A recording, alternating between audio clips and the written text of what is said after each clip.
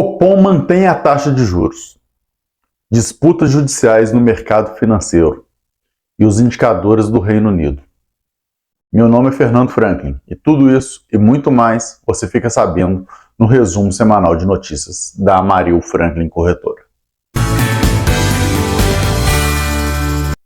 Então vamos lá, começando pelas notícias internacionais. Vamos falar de PIB global.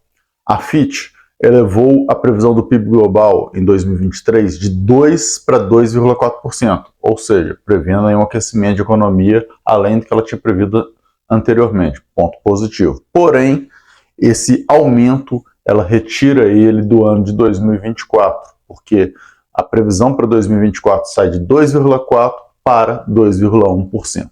Então, ponto para a gente sempre acompanhar aí essas previsões. O Reino Unido, como a gente já adiantou aqui, soltou alguns indicadores importantes que impactam aí para a gente levar como consideração. Primeiro, saiu o CPI, que teve a taxa anual de 8,7% em maio, ou seja, a inflação deles, mantida no mesmo nível de abril. Ponto interessante de acompanhar, uma inflação ainda alta. E o outro ponto que saiu foi que o Banco da Inglaterra, o BOE, ele aumentou os juros pela 13ª vez consecutiva, agora em 0,5%, chegando agora a 5% anuais. Então, um ponto importante aí, mostrando que no mundo, a gente já trouxe da zona do euro na semana passada, e agora do Reino Unido, no mundo a gente ainda continua tendo aumento de juros e inflação elevada. Passando para as notícias nacionais, temos a pesquisa Focus para 2023, que traz o IPCA caindo para 5,12, acima ainda do que a gente está tendo agora, ou seja, prevemos aí um aumento de inflação no segundo semestre. O IGPM caindo novamente para uma deflação de 1,21, ou seja, negativa em 1,21. O PIB subindo para 2,14. O câmbio voltando aí um pouquinho para a faixa para baixo, chegar na faixa de R$5 exatos, e a Selic caindo para 12,25, então reduziram mais 0,25. Porém, a gente sabe que esse resultado foi antes do Copom. Então, o Copom, inclusive, saiu na quarta-feira o resultado, ponto importantíssimo aí, que ele manteve a taxa em 13,75 e citou as incertezas do arcabouço fiscal, que acabou sendo aprovado na quarta-feira no Senado, mas com alterações que devem ser votadas na Câmara, mas naquele momento ali o Copom ainda não tem, e até hoje também não tem, já que vai ter que voltar para a Câmara, qual que é exatamente o arcabouço fiscal brasileiro, até porque precisa ser sancionado também, pode ter alguma mudança no momento da sanção, algum veto. Também citou uma preocupação com a inflação mundial, a gente está falando aí, semana após semana, da inflação que está tendo aí no mundo como um todo e a taxa de juros aumentando lá fora, né, esses pontos importantes. E como a gente falou, né, o aumento da inflação no segundo semestre, que é a provisão que ainda está tendo aí para o IPCA. Então, esses pontos deixaram aí o Copom preocupados e não permitindo que a taxa de juros fosse alterada nesse momento. E aí, assim, vou fazer aqui um ponto, né?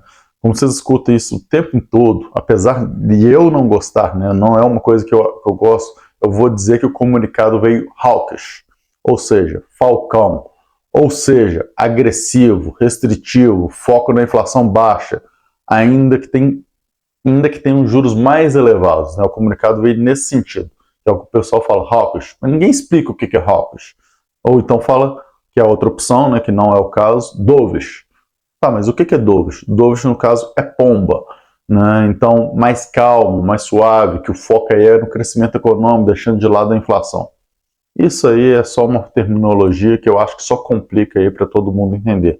Mas se você escutar o hawkish ou dovish, agora se você já sabe, hawkish é algo mais agressivo, estamos falando de tendência de juros mais altos, dovish uma tendência de juros mais baixos. Basicamente é isso. Voltando agora, a Bolsa fechou a semana em alta de 0,18% a 118.977 pontos. No ano, acumula aí uma alta de 8,42%. Todos esses pontos aí, a espera do Copom, foram pontos que levaram a Bolsa a dar uma andada de lado durante essa semana. E o pessoal agora está esperando a ata, que ela sim, né, conforme a gente já adiantou em vídeo anterior, ela sim vai trazer todos os detalhes que a gente vai poder entender o que o Copom está realmente pensando. Pode ser que lá saia alguma coisa que mude essa interpretação, né, de mais agressiva para menos agressiva, com uma tendência aí de talvez cair uma taxa de juros, ou simplesmente mantenha aquilo que foi compreendido no comunicado, que é uma tendência da taxa de juros ainda se manter mais elevada por um bom tempo. Passando agora para os fatos relevantes de mercado, temos aí a Irani, né, papel e embalagens, que é do setor de papel e celulose, que teve a decisão judicial favorável reconhecendo crédito de PIS e COFINS, né, sobre as aquisições de aparas de papel. E isso aí está dando um valor de 220 milhões que vai ser utilizado nos próximos 2 anos para compensação com os tributos federais da Irani.